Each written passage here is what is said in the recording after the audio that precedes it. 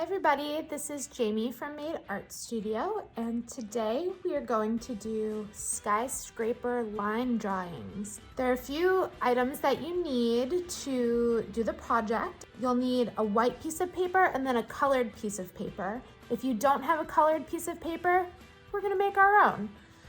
You need a Sharpie, a pencil, a pair of scissors, some glue, and then I'm going to use watercolor to make my background color, but you could use colored pencils. I would recommend. You want your background color to be on the lighter side, so crayons or markers might be too dark. So I'm gonna start by taking a piece of printer paper and I want to break it up into thirds. What that means is you wanna take your other piece of paper, if that helps, otherwise you could just do it with the one piece of paper, and you are going to divide it into 3 different sections. So 1, 2, 3. Each one of those sections should be about equal, and that's because they're going to be 3 different skyscrapers on our artwork. Now that we have our sections cut into 3, we're gonna focus just on one portion of the paper. I'm gonna use a Sharpie so that you can see my drawing, but if you feel more comfortable, you can use a pencil and then go over it in Sharpie. My only recommendation is to make sure that you are drawing very gently with the pencil because you wanna be able to erase it after. So if you live near Made, my art and design experience, you may have been to New York City before. If you haven't been to New York City, now's your chance to look online and see what the skyscrapers in our city look like. So what I'm going to do is I'm going to do a combination of the Empire State Building and the Chrysler Building. I think that both of those buildings in New York City are beautiful and magnificent, and so I'm gonna create my own hybrid. So what I would recommend is working from top to bottom. That way, once you construct the part of the building that has more detail, if you're just drawing a rectangle or a line at the bottom, you have the more interesting part done, taking up the most space. So let's get started. The first thing I would recommend doing, and that's just gonna help you with centering your building, is folding your paper on one of the lines that signifies a third. If you wanna do it on the other side, you could do that too. And you can even use the middle paper. You can use whatever section you want. I'm gonna use this section. So the first thing we're going to do is we're gonna draw an antenna. Now, once you've looked online and you've seen pictures of the Empire State Building and the Chrysler Building, you notice that both of those buildings are shaped like a triangle at the top. Where those points meet, we're going to draw an antenna. So you wanna find the middle of your section, which should be right up at the top, and we're gonna just draw about a 1.5 inch line down. Now we can work on building out the top of our buildings. So to start with, I'm going to make a square or a rectangle shape. And underneath that, I want to do some scallops or half circles. So I'm going to do the first one just like that. I'm gonna make the second one a little bit bigger, and the third one will be the biggest. Now these lines don't have to be perfect, and that's what's going to make our projects look really cool, is that they're all gonna be unique and different. Okay, so I'm gonna close that up, probably right up here. And you can see that I've already started drawing the bottom part of my building, so I'm gonna go down a little bit more.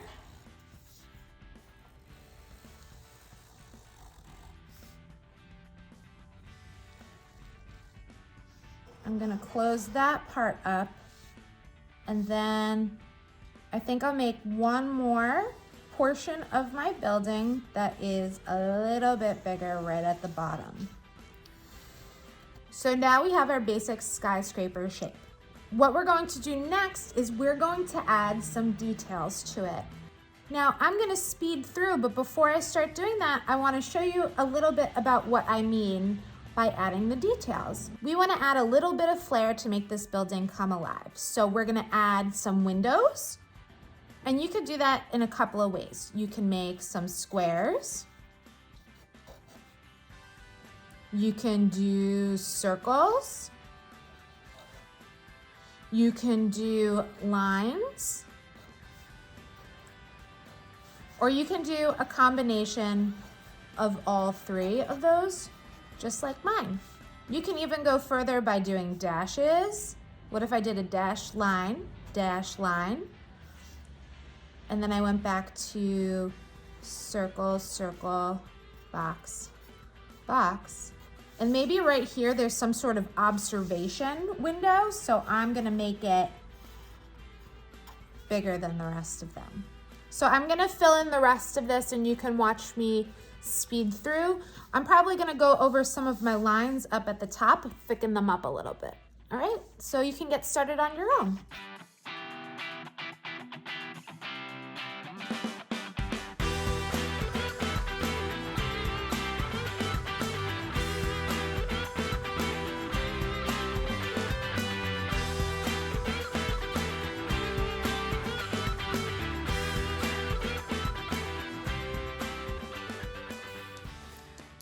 Okay, so there's my skyscraper building, and the next thing that we're going to do is we're gonna cut it out. Now parents, you can help if your kids are not that good with scissors. Otherwise, kids, if you are cutting by yourself, I recommend cutting and leaving a little bit of white space around the edge, just maybe like a pencil tip's width.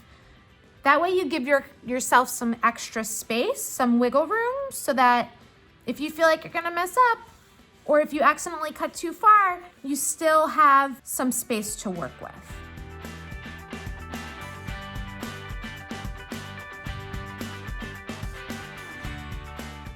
We can make sure that we throw our scraps in recycling, and we can move on to the next step.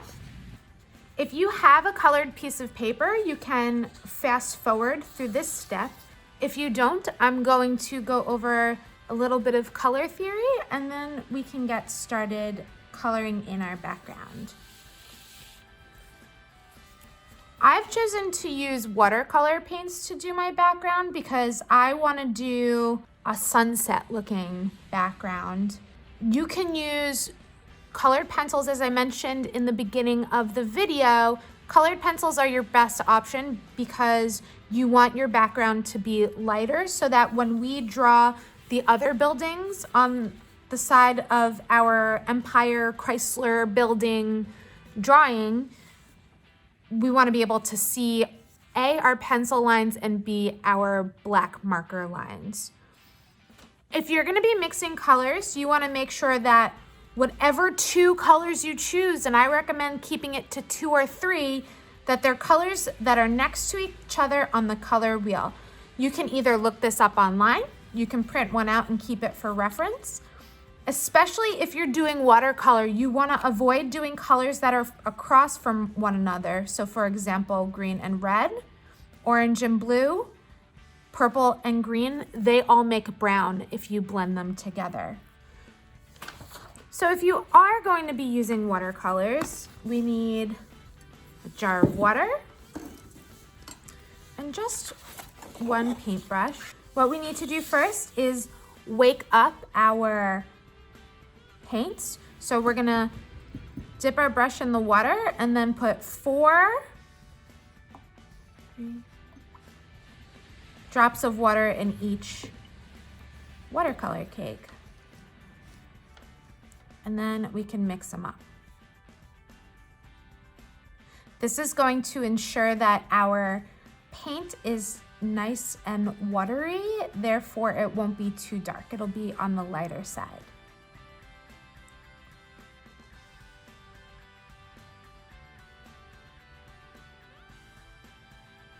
So I'm gonna start up at the top with yellow, and I'm gonna get down to the bottom with orange.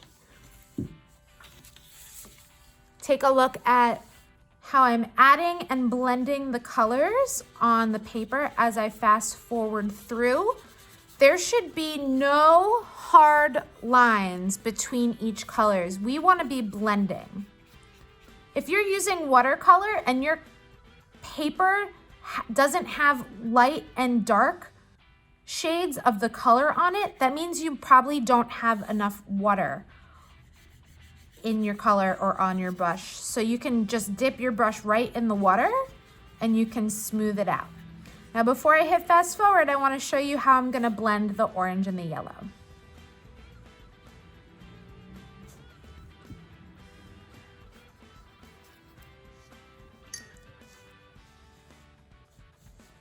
All right, so I'm going to start right underneath, and you can see that because I have so much water in the yellow portion of this paper, the orange is just blending right up into it.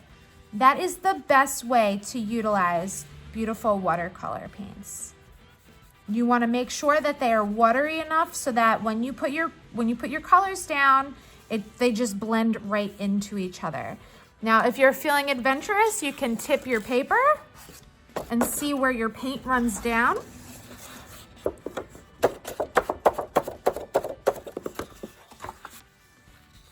If you are planning on using watercolor paints, I do recommend using a thicker piece of paper. I'm using watercolor paper. You could get away with using cardstock. You could, in theory, use printer paper, but if you only have printer paper, I would probably recommend just using color pencils instead.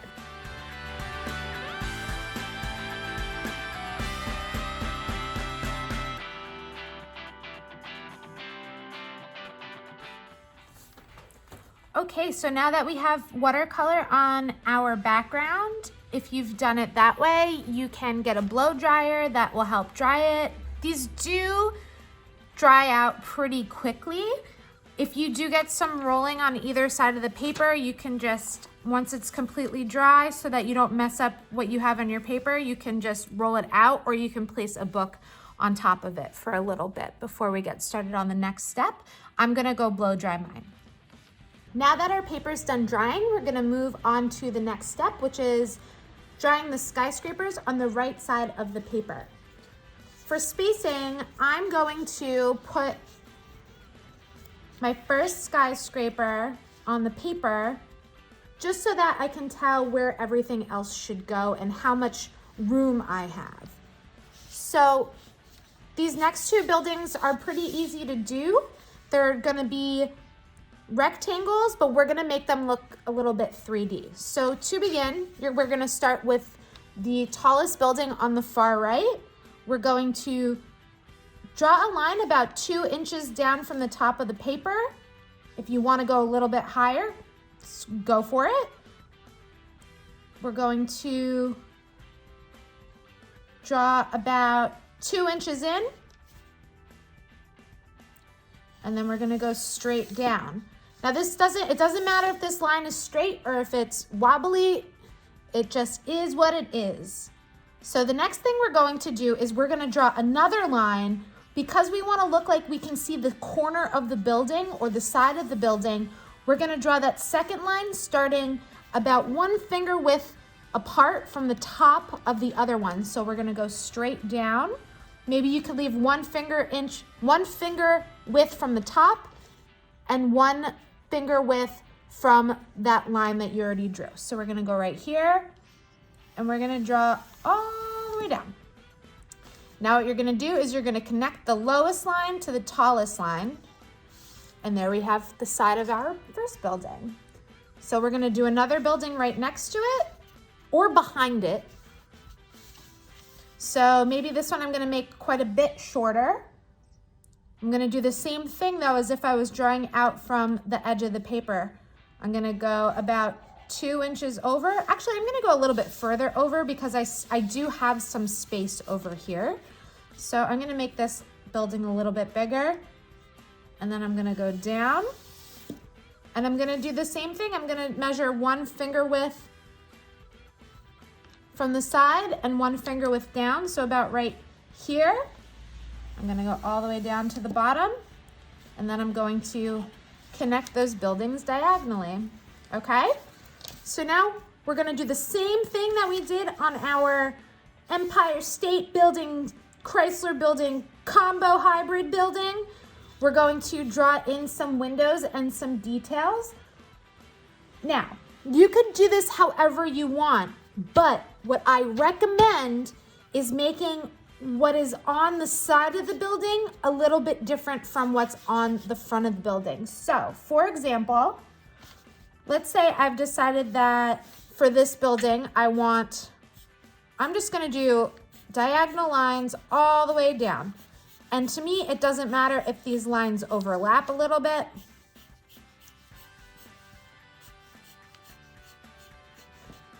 There we go.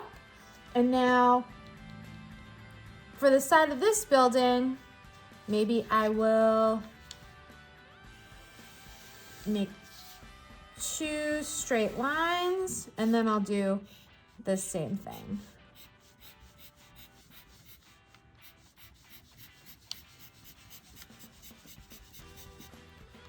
Now, if you look at the picture, the reference photo on the promotional image on our Facebook page, you might see that the sides of these buildings also have windows. Like I said, this is your project. You do it whatever way you want.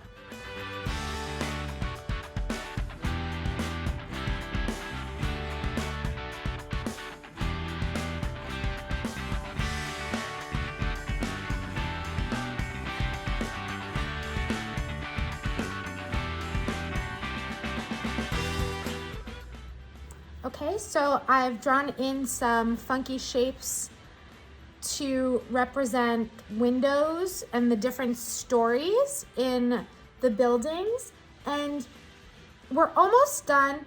You can decide if you want to add in, let's say we're gonna put some birds, and if we're being realistic, they're pigeons. And you can do that just by doing 2 upside down frowny faces. Frown, frown. And we could do a little chimney on this building with a billowing stack of smoke. Now the way that you would do that is by doing parentheses or sideways frowny or smiley faces. So we can go parentheses, parentheses. We'll make the next one a little bigger. We'll make this one a little bigger. And then there we go. So the smoke is billowing out into the world. Last step is we are going to take our trusty glue stick. We're going to put our paper to the side so that we can add some glue to the back of our original drawing.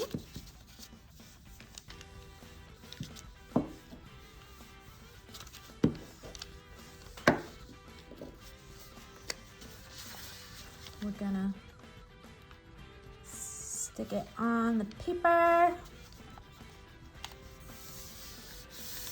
You can flip it over. And voila, we have our beautiful skyscraper line drawing project. The last thing I want everybody to do is I want you to find a spot in between your buildings, sign your name, put the year, and we're done. Thank you for joining us today and for making art with us. We really miss you guys in the studio, and we're hoping that we could be open and hanging out again soon. For now, check back every day at 1, Monday through Friday, for some art education tutorials to do at home. And make sure you visit our website, madeartstudio.com, and take a peek at our online shop. We are doing free delivery within 10 miles of Mamaroneck, and we have some really cool things on there. So we'll see you soon. Bye.